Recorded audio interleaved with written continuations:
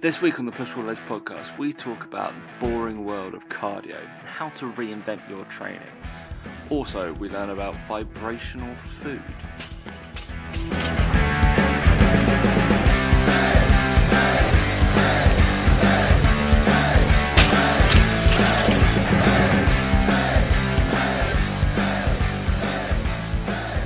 Three, two, one. Stop being boring, Dan.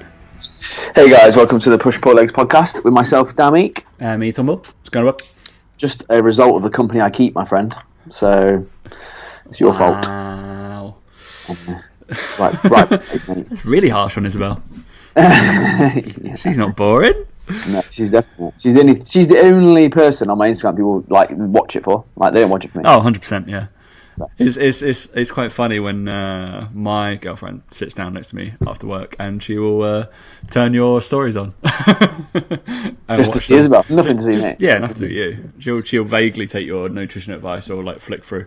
She'll be like, "There's Isabel. There we go." Yeah. You know, most people just flick. They do the flick. Don't worry, I totally understand if you do the flick. Just to get away from you, mate. Don't blame people, mate. But yeah, you know.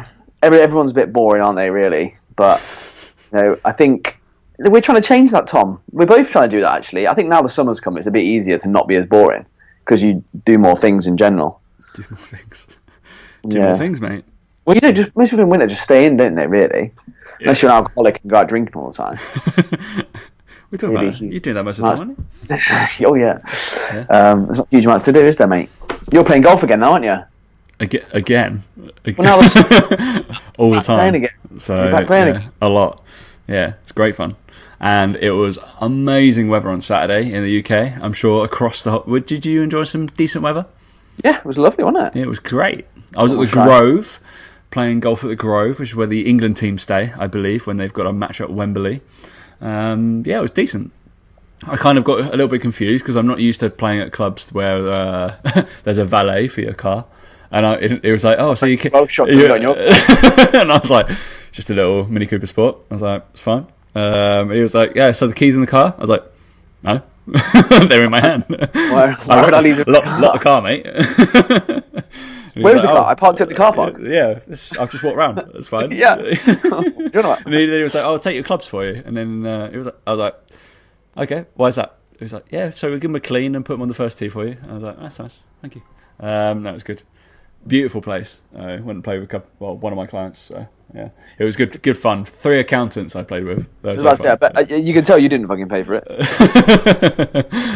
No, it wasn't too bad actually, price wise. But yeah, it was a Christmas present basically. It was nice. Well, hit me with it. What was it? Come on, hit us with it, Tom. Was that? How much would it be to play a game there? A game of golf? Oh, so we played at twilight, so it wasn't too bad. It was only £100.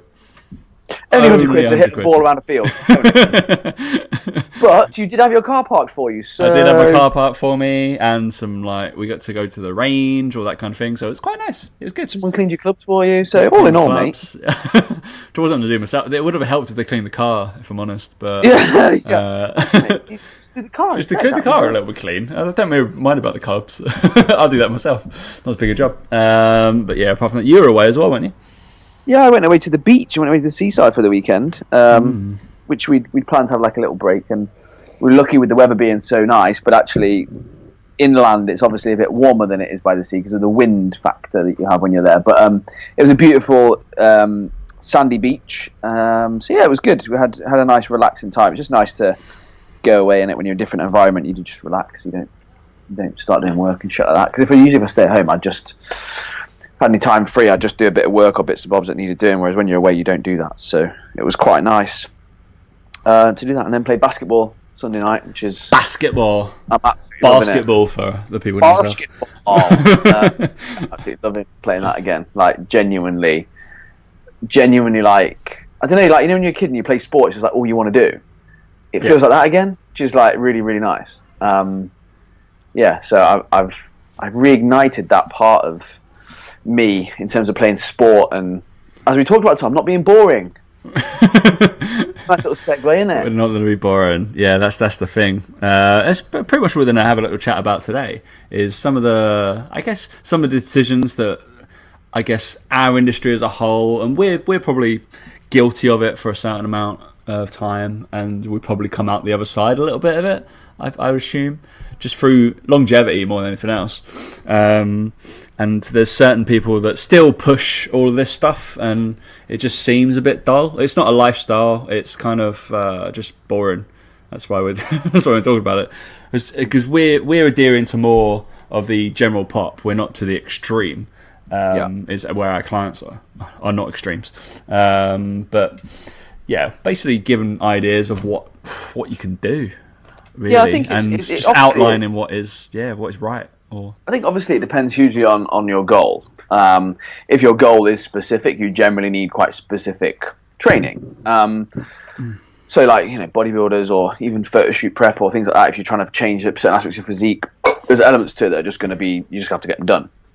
It's part and parcel of territory. But I think I've never been a big advocate of giving clients loads and loads of cardio to do. It's just something that I detest myself, so that translates into I don't like giving out loads of cardio for people to do. I think the most I probably put a client on is like 4 sessions a week, which, trust me, is pretty mild compared to what some other people do. And even now, like most of my clients, I don't think I've got a single client at the moment on more than maybe 2, maybe 3. And they're the ones doing photo shoot prep, like everyday clients. I would just much rather they got their steps up and just went and did other things. And I think that's where, I suppose, like things like basketball and even cricket to an extent for me help get my knee up and get my steps up a lot higher, is that I have the luxury that playing those sports means that I am doing cardio whilst having fun, and it doesn't actually feel too much like I'm doing cardio. Yeah. I think that's kind of what we touched on before we came on, was talking about that. And like, you played golf, right? And so I was just going to get up my my stats. So I'm a slightly keen golfer, so I have my app like that does everything for me as well. So I'd also on record as well that Tom obviously zigzags across the holes and walks. Yeah. So most people get a straight line and they walk straight to the ball. So that course is actually a good course. It did hold the World Championship of Golf probably about, I don't know, 10 years ago. So Tiger's played there. There's plaques where he like did some stuff. Okay, and so but the on golf I walked 19,700 steps just playing golf. There's about total distance per day was 16.81 kilometers. So, and it says workouts from golf was 11.3 kilometers walking. I think it's too bad, right? Yeah, that's pretty good. It's pretty good. Pretty good for a day of walking around. Paying 100 quid, you'd want to work out of it as well. Yeah. So I was carrying clubs as well. I didn't have any buggies or anything like that. So, yeah, that's the advocate about it. But yeah, it's kind of I guess what we're going into is the cardio stuff, right? So what did you used to push back in the day, or was there any a point where you used to be just cardio as a tool or that kind of stuff? Yeah, I think it was always, cardio is a tool for fat loss, I suppose, in that sense. And even then it would be like, do what you enjoy, like still, like even unless I had clients and I was doing like conditioning things at the end of sessions and it was the prowler, and obviously they don't enjoy that. But again, there was the elements to that, which I suppose is a bit more like interval training, like in that you can only do certain amounts. But again, even then I suppose is about building up a certain amount of capacity, work capacity. And I suppose a bit more athletic than just sort of walking. But like I said, we've never, I want to say we've never, because I don't know if you've not or not, if you have or not. If I've not or not. If you've not or not, yeah. But is standing next to a client while they're on a piece of cardio equipment, like, ridiculous. It's like, do that in your own time. Like, seriously, it's just like the biggest waste of time. The only time I've ever done that kind of stuff is when it is specific to either a little circuit or conditioning bit or a running drill. That is it. So yeah, I'm using a curve. So the caveat is I'm using a curve for something, or it's like, all right, this is your rest, is a minute of uphill walking. Just go. That's your active recovery. Go do that. Just to keep them moving, because I know they're just going to sit down and sulk and do nothing. Yeah. So not spending 10 minutes chatting to them while they do it. But no. It's either high intensity or it's rest. And I think that's like the thing with it is cardio. You can do it on your own and that sort of stuff. I suppose most people do cardio machines and stuff on their own. But I think I always say to my clients, I'd rather they go out for a walk in the sunshine. Like, I think the benefits of doing that are far further reaching than just sitting on a treadmill and doing 400 calories of cardio. Sometimes that is just required because of, like I said, your goal. But where possible, I think getting outside and doing that sort of stuff and being active is always going to be far better than being on a treadmill. I know that's what I prefer, 100%. Yeah, I mean, we're both of a sporty background and sporty nature, right? So I think we're always going to go towards you playing basketball. I used to play a hell of a lot of football. That would be the case of that, I don't know, or athletics or anything like that. What I always side to, if I'm not even, but we're not even looking at it from a calorie burn point of view as well. That's not the mindset. It is, but that's not the mindset I'm using, because there's so many different parameters that you're using. I mean, I realise that people are like, oh, golf here doesn't do anything, but you still, like, there's a crap ton of rotational power stuff that is actually involved within that. Jarring of the back as well, which is great. Future injuries. It's not even that. It's more the case of, like, the calorie burn on 20,000 steps is a lot. Like, it's a lot. And like most people can't obviously take 4 hours out of their day to go for a long walk like that if they're working 9 to 5 Monday to Friday. But at the weekends and stuff, they can do things like that, and they don't. That sort of stuff doesn't seem to register for them. That it counts as like extra activity and is part and parcel of their weekly calorie burn. I think some people, like, they beat themselves up because they don't fit in a cardio session during the week when they slam in work, but yet they go and do something like that and don't even register that they've just burnt a shitload of calories in doing that, and by walking around and being active. And likewise, you said, like with basketball, I don't ever sit there and think, oh yeah, I probably burned 400 calories here in an hour. I'm not even thinking like that. I'm just playing and enjoying it, and it's hard work. And I just think we forget that obviously with athletes and stuff, it's their job to train all day every day, but not many of them just do, like, say, incline walk on a treadmill, and they all look pretty decent. Most of them, majority of them. Not many cricketers, to be fair, but getting better. They are getting better. But I think people are just so obsessed with the whole, like, calorie burn in the gym thing. Which, again, as I said at the start, if your goal is a very specific goal, it's just a requirement. Actually, to say this, because it must have been resonating that we were going to talk about this today, because I actually had a go at one of my trainers today about this very subject. And no fault of my zone. My zone is a great piece of equipment. Okay, really cool for getting in training zones, but it also makes you. It's in a bad. So this guy's lean. Okay, doesn't need to watch calories or like do a calorie burn or whatever, but he's got his MyZone thing on, and he's pairing exercises like reverse lunges with like some bicep curls, or a reverse lunge into like a kettlebell row, like bent over row. So it'd be like deadlift, bent over row, reverse lunge, bent over row, but he's constantly like looking at his heart rate and making sure he's getting his MEPs or whatever. And then I went up to him. I was like, take that fucking thing off, split those two movements up, and actually lift the weight that you're meant to. He's like, but it's a nice mixture. And I was like, you've already done bicep curls. How has this made it after bicep curls within your day? And I was like, take that fucking thing off and work to the capacity that you're meant to. So it really bugged me, because it can be something that... So you're starting to blend these exercises in that, in my opinion, aren't meant to be for calorie burns. No. And for somebody with a physique like that, shouldn't be. It was just like, why are you going after the calories when this is like reverse lunges with kettlebells and a bent over row that you've decided to bash together? You see it all the time though, mate. Even regardless of the MyZone stuff, you see people fat burning circuits and they're doing weights and doing 3 exercises back to back, and you're like, no, like weight exercises, and I'm like, no, you're just wasting your time. You're not performing those exercises to the best of ability. You're not gaining as much muscle as you could be. You're trying to burn calories, and like that's the wrong. This is the wrong place to be doing that. That's the wrong goal for what you're trying to achieve with that exercise, with the exercises. And I understand the whole. It comes back to classes and all that shit, but like, I get it. There's a goal to them, and I understand the point of it. And I've, as a business model, I get it. It makes sense as a business model, and it's very, I don't want to say cult-like, but when people are in classes, they're very in them, and they see them, and it's almost addictive, that feeling that you get. The social, like the social aspect of it is massive. I guess it's some of the social competitive nature that we have if you're playing basketball or golf or playing football as well, but not in a class, because obviously we've got stimulus that's happening all the time in and around. Ours is rehearsed to an effect, but it's got an ever-changing stimulus, which the classes don't, which I find a bit dull.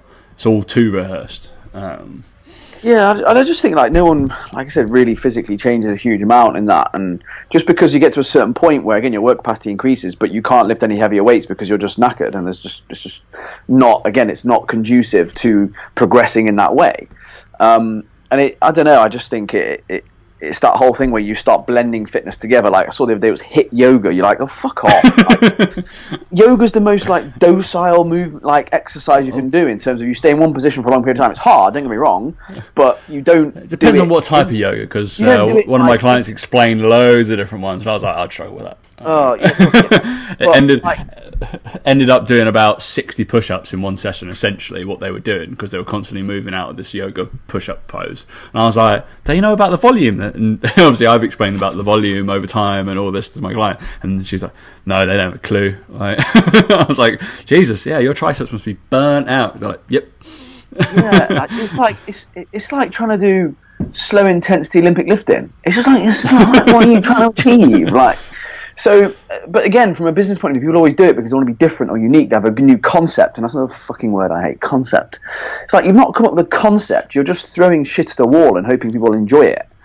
And yeah, they'll burn calories from it or whatever, but it's that whole thing of like, with cardio, I think if it's fun and you enjoy it, you'll always get more out of it, like with the sport element to it. And if people are enjoying their classes, fair enough. Yeah. That's great. But do not do it because you think you're going to change your physique in some amazing way. You're just going to burn some calories and it's going to burn a little bit.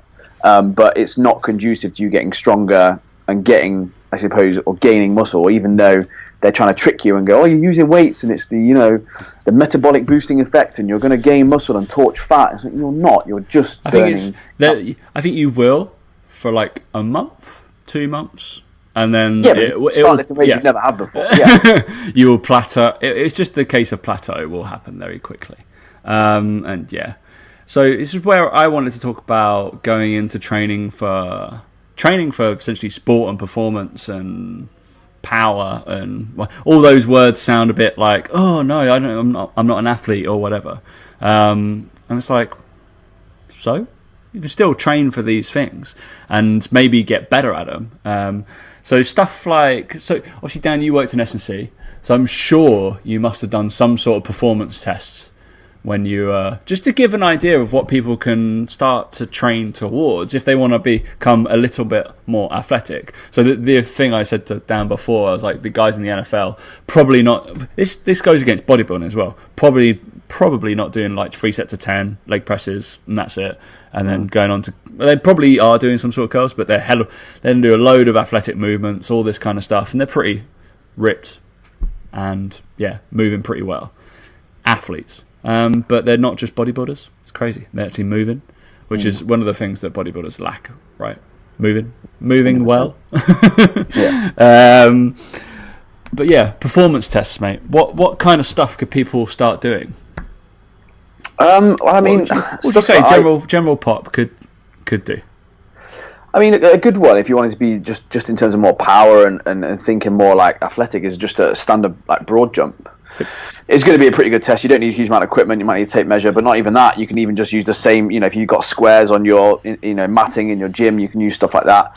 And that'll give you a good indication of where things are at. And then, in terms of outside, you can even do, again, make sure you warm up properly, health and safety, but like short sprints and stuff. Even though, like you say, you might not want to be a sprinter, it still gives you an idea of an athletic ability that you're getting better at. If you are wanting to be a sports person or change of direction or something like that. But for like short little sprints, like 10-yard dashes, guess what? Like the only people who run like more than 10 to 40 yards are like 100-meter sprinters. That's it. Every other sport, like that's all that counts, isn't it? 10 yards. 5 yards, exactly 5 yard quickness, and that's probably all that somebody would need to be explosive, because that little ATP system. when I started playing like basketball last week, it was my adductors were fucked. Like from all the lateral movement, and I've got blisters on balls of my feet again because I'm just not used to the change of direction. But again, like this time round, it's not as bad. I'm not as sore. I was like, okay, I've adjusted to it. But just getting back to that as well. Obviously, like I've not played sport particularly like that for 10 years, easily 10 years, and one thing I did notice, and the reason that I'm intrigued by it, and the reason that I'm starting to now train a bit more power-based and stuff, or strength-based, sorry, probably not as much power, but thinking more athletically, is that obviously I'm older and more experienced and stuff, but I also found that out of the people there, I am one of the more athletic. Even though I'm a bit smaller and stuff, I can jump a lot higher than a lot of the guys there. I was getting rebounds against guys who are much taller than me.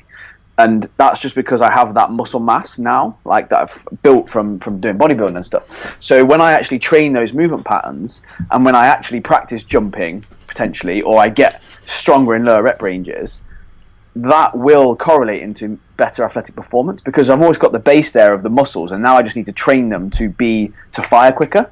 And there's two elements of power, which is obviously and strength, which is to have the muscle mass initially to be able to recruit, and then how quickly you can recruit that. So I've done a lot of the work to get the bigger muscle mass, and now it's a case of if I can train myself to fire that quicker, I will be more powerful, more athletic. I can move better. So I can already feel in 2 weeks of doing the basketball specific movement last week to this week that I felt quicker. I did feel a bit quicker, and I've not trained for it, but it's just from being used to that movement pattern again and almost retraining my brain to go over that. And I think we sometimes get sucked into the whole, and again, it's very goal specific. I want to make that very, very clear because I will still have clients who do machine based stuff and all these sorts of things, but it does make you think actually as you get older, being able to just move well is actually a very, very good thing to have. So doing like single leg reverse lunges that I'm doing now, it's quite comfortable for me to do, even though I've not done it for a long time. Whereas other people trying to do it who have never really moved like that, I might. If anyone saw my Instagram story from, I suppose it's going out Wednesday, so from Monday, it's like a bit alien and a bit like it was a bit harder for him to do the movement, and he got it eventually. But I think it does make you think if you have got a goal that is towards a certain sport or something, that maybe a more well-rounded plan is something that you need to consider. But it's not, again, I want to make it very clear, it's not to say that machine-based stuff is bad or that you not to do it. It's just to make sure that you're not relying solely on that, and you're not, relying solely on focusing on pure body parts and just hitting chest from every single angle you could possibly hit them from in a session, and think more about, okay, if I am playing a sport, actually, would it be better off if I did an upper day and like manage to do everything on my upper body rather than just chest and stuff like that? It's not even that. It's like training.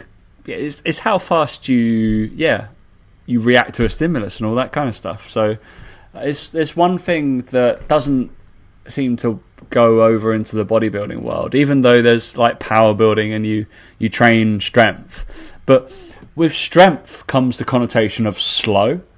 I feel like, strength is slow lifting, blah, blah, blah, blah. But strength, power, speed are all the same type of lifting, just at different loads.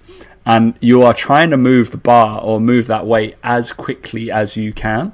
And that gets lost in strength training a hell of a lot. And you're like, no, I'm squatting 200 kilos. Yeah, and you're trying to move it as quickly as you can. Like, you don't want time under tension. Like, it's because it's funny, because if you could see that movement, like how quickly that person's moving without the weight on their back, they'd be flying up and down. Yeah. Like, it's like, if you've ever seen, like, a prime example of that is if anyone's ever seen like the fail videos. If anyone's ever seen like when someone's doing a row and the cable snaps. Like, I don't know if people have ever seen that, but if you follow, like, there's an Instagram page called, like, I think it's called Gym Fuckery or something like that. It's hilarious. Always loads of gym fails, and there's always these people there who doing rows and the cable breaks, and you see how quickly they fly backwards because they're pulling that hard. And like, again, and then when that snaps, you see that how quickly they move back and how quickly they fly back. And again, it's because they're not. Again, if they were doing it as a slow movement and it wasn't that quick, they would just stay still. But the fact is that that's how quick the movement would be without a load of power. Yeah, that's the thing. People forget that. And the ranges between like actual speed and actual power work like can be from body weight. Like also there's what's what would be the below body weight stuff? So I was there's some like French complex training or contrast training that was I don't know who was writing about it. I feel like Greg Knuckles was writing about it. Or so normal contrast or complex training, you do like your heavy lifting first, and then you go into some sort of plyo work, right? Generally speaking, whether that's set by set or you do all your sets and then all your sets. That's complex and contrast lifting. And then there's another one where you do like minimal. So say if you're doing like squats, then you'd go and do some like, what would you do afterwards? Like, I don't know, box jumps or something like that. Okay, straight afterwards, or vert jumps. And then you'd get a band from the top and it would pull you up whilst you're jumping. So it's like an unloaded, I guess, concentric phase. So you'd be lighter than the jump. So it pulls you up, essentially. It's completely different to a band would normally pull you down. It's really, really, really fun. Like, you're just bouncing on this band. But yeah, it's apparently it's French like complex training or French contrast training that's making its way through. If anyone wants to try it, it seems great. It's got plausibility because like it's training kind of faster than you can move, that kind of thing, which you kind of do in like a lot of cycling and stuff like that. But it's really interesting. I think it's got grounds to work, but don't know. You'll see it in a class soon, mate. It'd be great. Yeah, it's kind of taking load off you, but you're meant to move quickly. So I just want to re-emphasize what people are doing for like power-based and plyo stuff. It should only ever be, don't do more than like 6 reps, please. Don't just be like, yeah, we're going to do 50 burpees. No, if a burpee was done for power, you'd only do like 6 of them really, really quickly. That'd be pretty good.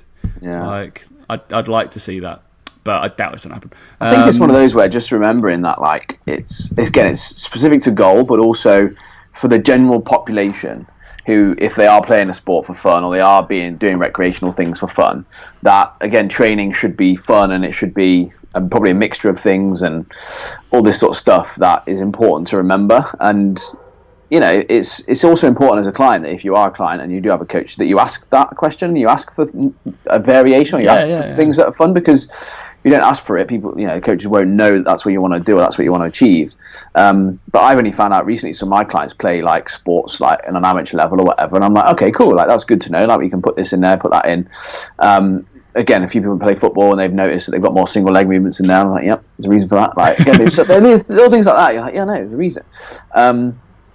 So yeah, remember that, you know, it's important to ask that question, I suppose. And obviously, if you're a trainer to the general population as well, remember that to ask those questions and make sure that you're keeping it fun and interesting. And like you say, people are seeing improvements in many different aspects of what they do, rather than just numbers on the machine or numbers on the squat or whatever. Yeah. Try and make it relevant to them and what they're doing.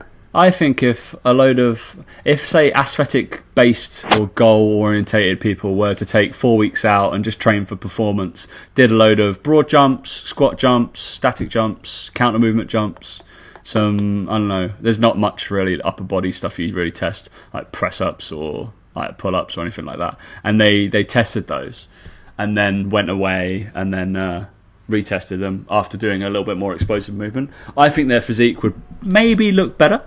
I think they'd enjoy themselves a little bit more and probably go back and lift better and with more effort or more intensity than they wanted to. Go out on a limb. I reckon that would happen. I think they'd also think about how they fuel their training differently as well, because you'd want to perform better. And I talked about that today on Instagram. On my, what a segue. Another segue. Yeah. I talked about it on my Instagram stories on Monday. So again, this goes out Wednesday. So yeah, I can't say today, but Monday. And again, people don't focus on fueling their training and maximizing muscle gain or maximizing time like that. They're just so focused on losing body fat that they end up just looking the same every time they try and diet, every time they lose body fat.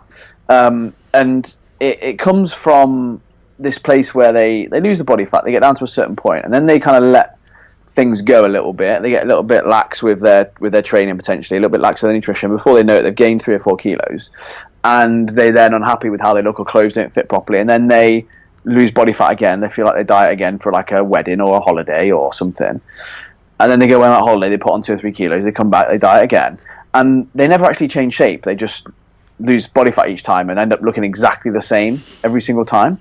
And it's because they don't put any effort or consistency into sticking to a plan and giving muscle gain time by eating enough calories, fueling training, enjoying training, getting stronger. It's always like we talked about. It's deemed as a calorie burn, or I've got to go to burn calories. I've got to go to burn off this fat. I've got to go to reduce my waistline. Rather than I've got to go to hit a squat PB. I've got to go to perform well. I've got to go to increase my body weight. Weirdly, we could talk back to the show we did with Amelia, because they're all like obviously goal orientated, but like the PBs and stuff like PRs, trying to hit that's a very positive goal, I feel. And maybe I've got to lose fat. Even the language is negative. Yeah, very strange. And I think a lot of and it came about because I had a consultation with a female. And she, hey, second time I've ever talked to a female. She said no. But it was one of those where, like, it's really interesting because a lot of female clients do this and they don't stick to a plan for long enough to see the physique change that they're after. Like I said, they always lose body fat and they end up just going around in circles. And I noticed that I have quite a few female clients recently completely change their shape. And the thing that's come from that is that they are eating more food than they feel they've ever eaten before. They're fueling their training. They're hitting PBs. Like some of my female clients are hitting over a bodyweight squat comfortably for reps. And yeah, no wonder that their legs look a lot better. Again, hip thrust. They're doing loads of hip thrust. They're getting heavy. Some of them are up to 100 kilos and they're 60 kilos. And their glutes look a hell of a lot better. Rather than constantly feeling like they need a diet, and if they constantly diet, they haven't got the energy maybe to push the weights as heavy and as hard, and also for long periods of time, they're never going to change shape. And ultimately, a lot of them, that's what they want. You ask them what they want, they want to lose weight. And it's like they don't really want to lose weight, they just want to look better. And everyone has that association with scale weight, and they worry about it. And like some females I've got going into the photo shoot in June, we've worked on periods of eating more calories and training hard and hitting PBs and stuff, and that's what's changed their shape. And now they're starting to reveal it by losing a bit of body fat. But if they hadn't have done that, they would never be in the position that they're in now, never ever. And I think that it's a problem that affects females far more than males, but it does also affect males. Like it does also, but I think males are a little bit.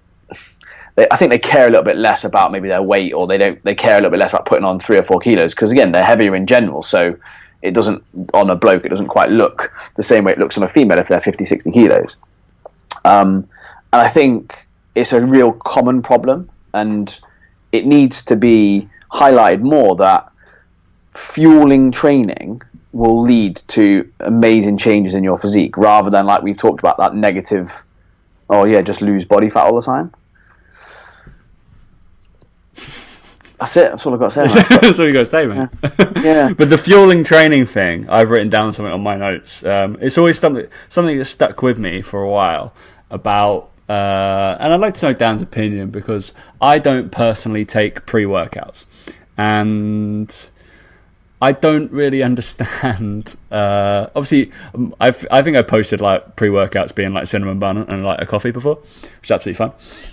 I don't really. Best pre-workout. I don't really get the whole pre-workout thing of why, in my opinion, why does your nutrition suck so much throughout the day that you're having to take this little boost that somebody's made to get yourself up for the workout that you have decided to do off your own back, and you should be looking forward to it if that's the case. Yeah, I think it's like with pre-workouts, sometimes, I mean, I've used them if I am more so in like a fat loss phase, and more so in a place where you need that energy, I suppose, to almost get through a session because you don't have any, right? And that's kind of what you're saying. But even like when I've been through phases where I've been eating more food and enjoying training, I don't really take them. I like taking them sometimes for the citrulline and for getting a pump rather than the caffeine effects. But you're right. Like there's a point where it comes to where, like I've said, I don't recommend clients take pre-workouts unless they're, like you say, unless they ask me what would you take or what would be good. It's like, well, caffeine and some citrulline would be about the only two things you might want and feel good on. but you can get a far better workout from a decent pre-workout meal than you will from a pre-workout. Like 100%, far better. And people always talk about like the focus and all this sort of stuff. It's like, tell you what, give you focus. 50 grams of carbs will give you pretty good focus, like, because you'll feel good in the gym. And like, I had a great session today. I felt I looked really good. I was looking fuller and vascular, and I didn't have a pre-workout, but I had 2 Krispy Kremes before I trained. Like, again, not the ideal fuel in the world, I'm sure. 2 Krispy Kremes, but at the same time, like, calories are an amazing fuel source. Like, no one cares about that, but they want to know which Krispy Kremes. So I had the new one, the new Nutella ring one. That was really good. I've seen that. And then I had a Biscoff as well. So very nice. Yeah. No one cares about the pre. Everybody's gone. They're just going. They've turned off now. So Krispy Kremes. Krispy Kremes. It's peaked there. It's like people forget that calories are like the best fuel for a good session, and people think it's caffeine, all this sort of shit, and it's ultimately, if you're well fueled with calories at the right time, overall, you're gonna have good training sessions. Like, you are, like, and it's inevitable. And people people go into sessions and are so scared to eat. They're like, oh no, burn the most fat. It's the whole fasted cardio fucking bullshit. People do it with their resistance training as well. They're like, you don't elicit any change. I don't want to burn it. I don't want to burn. I just want to burn body fat. I'm bullshit. Like, ridiculous. It is ridiculous though when you think about it. But I think I suppose our job as trainers to make sure people are aware of that and aware of all that sort of stuff, that the bullshit myths around it. But it is a serious thing that people need help with, and I end up coaching a lot of females through that process, and they actually end up like with what we call recomp, where they look like they've gained muscle and lost fat at the same time.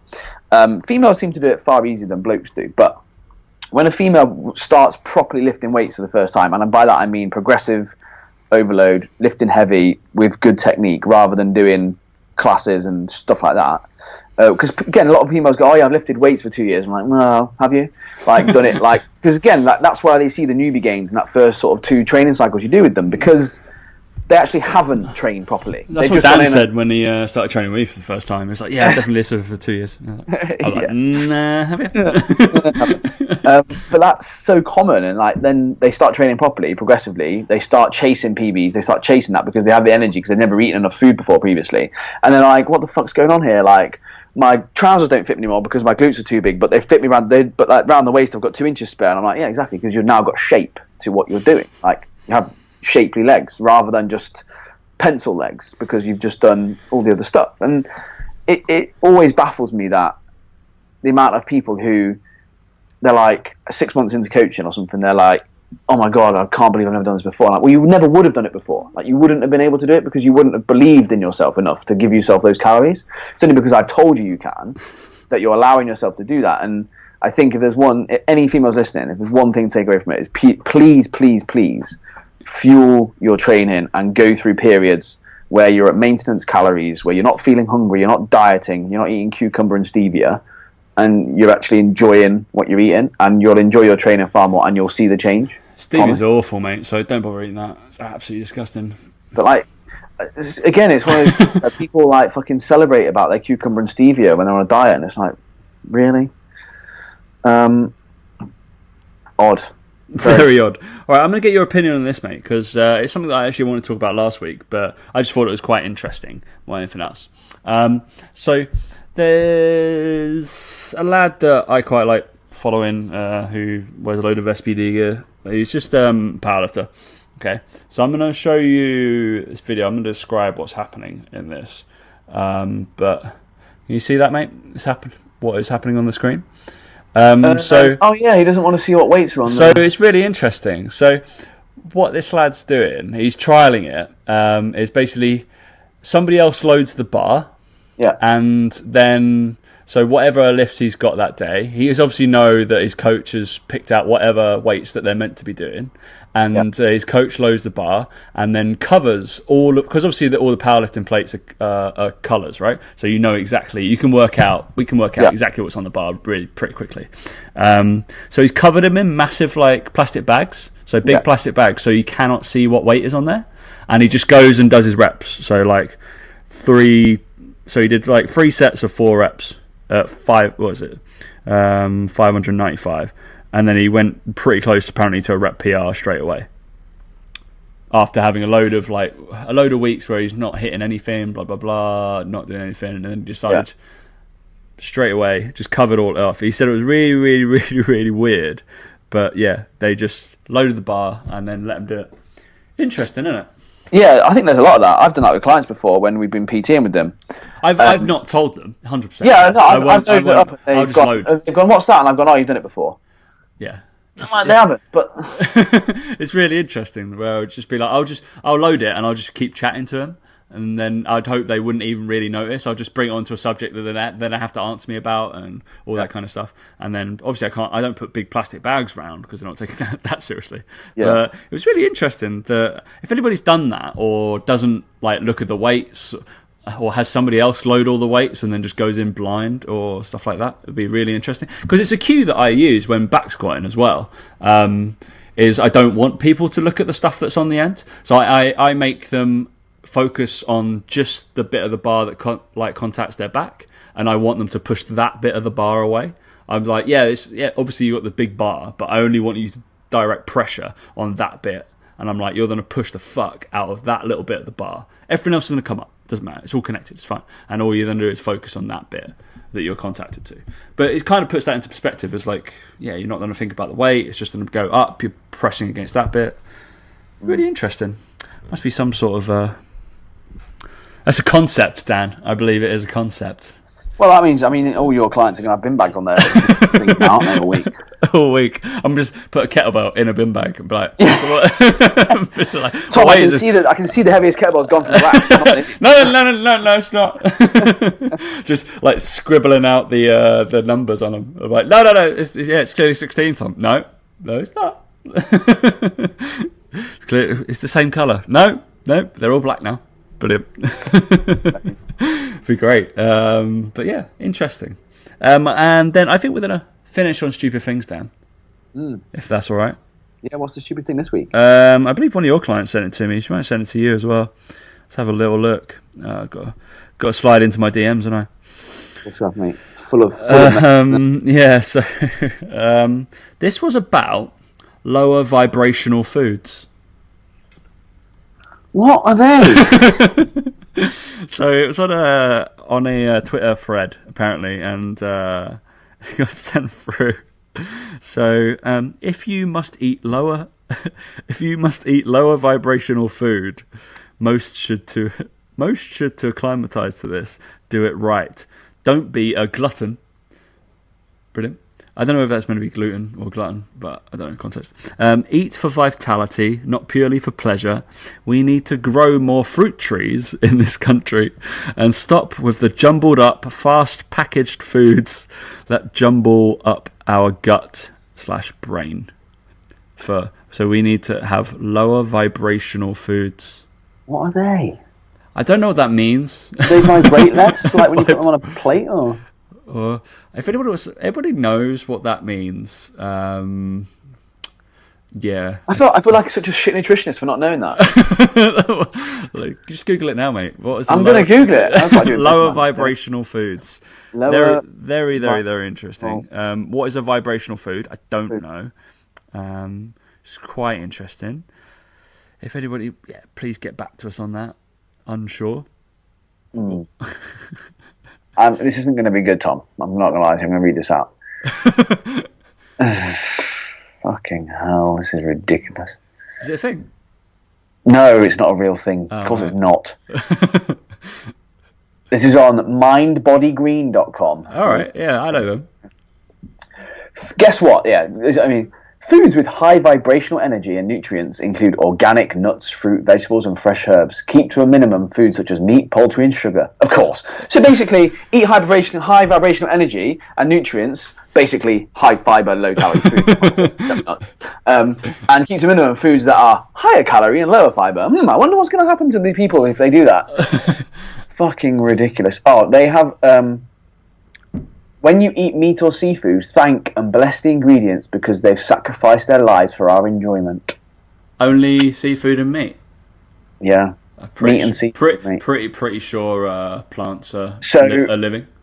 I mean, it's just ridiculous. It's ridiculous. It's basically vegans, pretty much. So high vibrational foods, organic fruit and veg, natural supplements like spirulina, herbal teas, herbs and spices, pure or filtered water. Brilliant. Pure or filtered. Healthy oils like olive oil and coconut oil, nuts and seeds, fermented foods, raw chocolate, raw honey and maple syrup, legumes and grains such as buckwheat, brown rice, spelt. Low vibrational foods, coffee, alcohol, soda, white rice and flours, sweeteners, genetically modified food, meat, fish and poultry, all the good shit. Packaged fast foods. I must be very low. I never vibrate. Yeah, I mean, I must be static. So it's fucking ridiculous. Madness. Lower vibrational. Here we go, mate. Well, we learnt something. We didn't know that we had such vibrational food palettes. Yeah, mate. Amazing. Just ridiculous, isn't it? Like, people see this shit. How do you come up with it? I don't know. Like, you've basically taken, like I said, like low calorie, high fiber foods. If people eat more of them, I wonder what's going to happen to these people. We all know, eat more veg, you'll probably be a little bit better. Yeah, eat more veg. Everyone should eat more veg. Of course they should. Definitely should. Yeah, mate. All right, we're going to bring this to a close. I'm going to quickly shout out that if anybody... Obviously, within Third Space, we're bringing Exos education to the UK. I think it's kind of the first times actually using it or doing their big courses through us. But they are open to the public, amazingly. So we are running our speed performance workshop. Well, Exos are. On, what is it, the 1st of June and the 2nd of June. If anybody wants to go on it, go book on it. You can follow the link in either one of my posts or one of Josh's posts and go do it. I've actually done that course. Good fun. Like it. And if you ever end up, I think in the future they're going to be doing phase 1 and some rehab courses. I might be on them. So you might come and do a course with me. That'd be great. Wow, way to put people off, Tom. I know, right? But basically, I want some people that I know to come with me on phase 1 because I don't want to spend 4 days with a load of Exos people, because I will be going against the grain every now and again on that course, because there's some stuff I don't think that is correct. Mate, if you pay for me to go, I'll go. All right, yeah, easy. There you go. Then you could spend 4 days with me, mate. What more do you want? We'll just bring I'll be like, that's not a machine. What are you doing that for? We'll bring you down when we've got Amelia in, and you can just sit you at the front and just troll her. It'll be fun. Easy, mate. I can do that. Easily done. Easily done. All right, mate. Any other business? No, not from me. Oh, other than obviously, if anyone that we've wants coaching, if they've listened to that and they are in that place, I suppose, where you've not really committed to muscle gain, or you feel that you want to make a change and you're not really doing anything, you're spinning your wheels, just send me a message on Instagram. We can have a little chat about where you're at with things, and if we're a good fit, if I can help in any way, I will help, of course. So just drop me a message if you want to have a chat about coaching. Yeah, 116 ratings, mate. Thank you, everybody's rated. That's insane. Like, it's going up. Asking people for that really does seem to help. It's amazing. All right. Thanks, guys, and we'll catch you next week. See you later, guys.